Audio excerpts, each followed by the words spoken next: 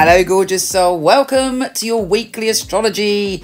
This week, you have my Kathy's fabulous film to see you through. That's because I'm taking a bit of time off, so I don't feel like being in front of camera, my darlings. Anyway, this week is a big week.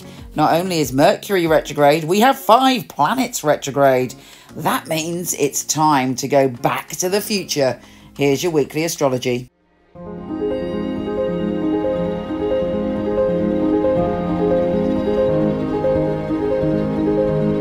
Hey, Taurus! Mercury retrograde is very much focused on your home and your family. It's time to reassess, to look backwards, to think about how you've ended up where you are and what you're going to do with your space and what your space means to you. Who you live with, who you want to live with, who you have lived with. All of these things are likely to be themes for you. Really, probably until mid-August, but it's very, very full on. You might decide to move, you might take a trip back down memory lane and happen to go somewhere where you used to live, but it's very much on the agenda, your home and living space. Also, if you're about to rent, if you're about to move someone in, or you're about to buy somewhere, be extremely cautious and make sure that you double, triple, quadruple check everything with Mercury retrograde in that space. And don't forget, we have 5 planets, including Mercury retrograde: Jupiter, Saturn, Neptune, and Pluto. And these are, you know, the big hitters, the big players.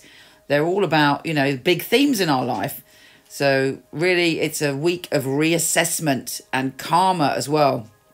Interestingly, your karma may be connected to overseas, excuse me, to someone who's very different to you. It may be there's a lot of communicating with someone overseas, and there's issues to do with responsibility, security, and kind of playing by the rules in some way. But it's karmic. Luckily, you're feeling very confident. You're feeling very in tune. The sun is trine Neptune, giving you the ability to really connect with not just the people around you, but in general. Also, you're very hot when it comes to your web presence, social media.